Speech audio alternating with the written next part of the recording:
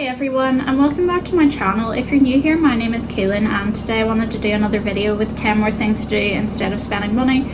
Excuse the noise in the background, it's the washing machine, it's always going, so there's no point in me really trying to work around it. Yeah, Potato isn't barking for once when I'm making a video, he's having a rest on the sofa. So yeah, I just got back from having coffee with my sister and I decided to share some ideas with you. So number one is to make collages using old magazines and leaflets and anything like that that you can find that's lying around your house. You can mix and match and make it as creative as you like. You can add your own drawings and text. You can do like, you know, the kind of text where you cut out letters and stick them all together in their different fonts and things, and you can just get as creative as you like with it, and it's a good way to use up paper that would otherwise just go in the bin, and to reuse pictures, because I think a lot of magazines have really beautiful photography in them, so why not make it into something else. Number two is to experiment with making different flavors of popcorn, and I do like making my own popcorn. I haven't done it in a while now, but I used to make it quite regularly, and I've made my own caramel corn before, and also just like salted and sweet popcorn, and also with like using bacon grease to pop it in. I just like to experiment with things and change them up so that we don't get bored. There's so many creative ways to make your own popcorn. I was looking up some ideas for flavors online, and one that they had was birthday cake, which had sprinkles and things in it, and then they had like a cheddar cheese one, there was an Oreo one, peanut butter, and also I saw a cinnamon roll one, which really appeals to me because I love cinnamon. They also had an everything bagel one, which I thought sounded interesting, so I'm assuming you add different seeds to it. And yeah, there's just so many ways you can make it, and it can be healthier making your own as well. Number three is to have a friend over to sit in the garden if you have one, or just to have like wine together or coffee or tea. Like you make iced tea, it's really cheap to make, and it's perfect for like a summer's day. It's actually like, it's really hot today, but it's not summery at all. It's like quite grey and there's been some rain, but you can do it indoors or outdoors, and it's just cheaper than going to like a pub or like a beer garden or anywhere else where you're just going to pay far too much for a single drink. Number four is to do some meal prep for the week, and I like to do this when I'm in the mood to cook because it just makes life so much easier for you later in the week.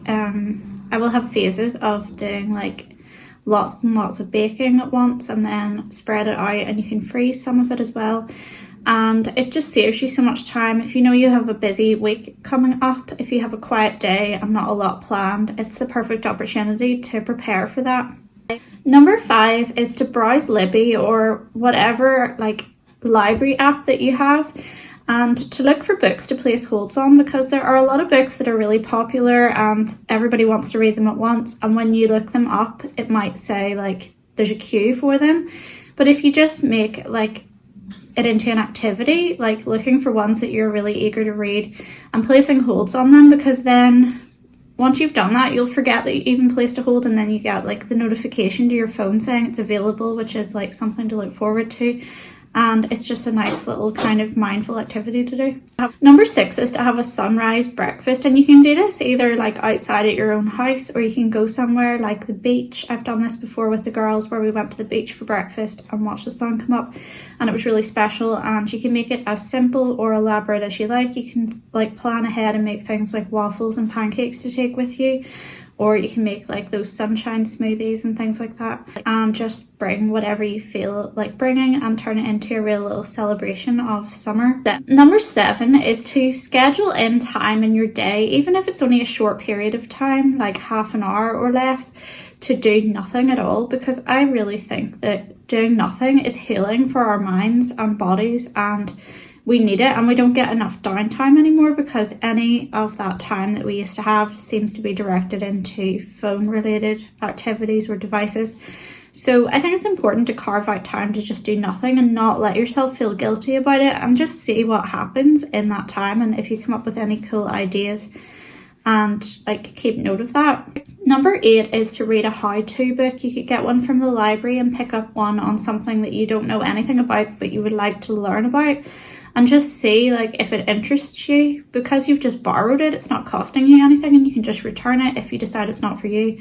But I think it can be interesting to challenge yourself and try new projects and just read up on them to see like, is this something that you want to do, and it might introduce you to a new hobby as well. Number 9 is to read every book that you own, because like, well, obviously not all at once, but I think a lot of us have like loads of books stashed in our houses, and it becomes part of the decor, and you kind of forget that they're even there to be read. And I am guilty of always getting books out of the library and then pushing the books I have at home further down the list. I've been trying to kind of intersperse the books with ones from home, so I actually get them read, and then I can pass them on or sell them as well, and they're not just kind of collecting dust. So if you have a lot of free time and you don't want to spend money, that is a great way to do that. And finally, number 10 is to start your own kitchen garden. And I was inspired by this because the other day I went to a garden centre and I got some herbs. I got some lemon, now I'm going to forget the name of it, lemon verbena, which smells amazing, and some mint, and I want to make some tea with those. And I've wanted a rhubarb plant for a really long time, and I finally got one, so I'm excited about that. And my daughter loves rhubarb pie and crumbles, so I'll be able to make that for her. And I also got like a little raspberry plant, and there's just something really satisfying about growing your own food, and even just making a small area into it or using containers if you don't have the space outside to do that. We have a lot of potatoes growing, and I planted some beans from seed, which I've now transferred into the beds as well. So yeah, it's just really like, there's something nice about being able to use your own ingredients that you've grown in your own cooking. It's just really satisfying. So yeah, I hope that these ideas give you some stuff to do instead of spending money. And I'm going to share a little garden tour at the end of this video, just to let you see what our garden is like. And I managed to get it on a sunny day, so you can see it's quite wild, and I'll show you some of the plants that I have got recently and got from my dad, or bought, or like inherited in some way, or that have just seeded themselves. So yeah, thanks for watching, and don't forget to subscribe for more content, and I will make another video soon. Have a great day. Bye. So this is the little area beside where we sit with our garden furniture with the sofa and stuff. That's my raspberry plant, and I just got it this week. Those are the beans that I planted from seed. These are some roses that smell amazing that hang over from the neighbour's garden.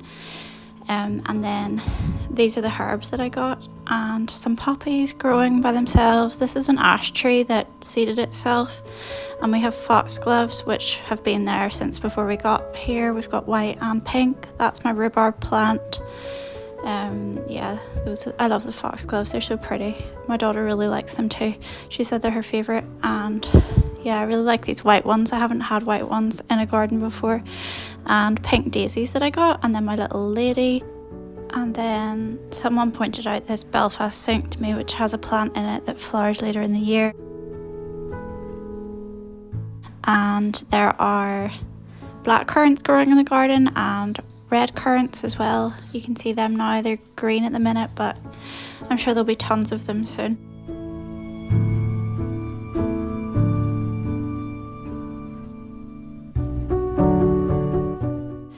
And I found out St. John's wort is taking over our garden, but it's very hard to pull up. I have red fuchsia, and yeah, this is just where we hang the laundry. And there's a plant behind the laundry that becomes like a really vibrant orange.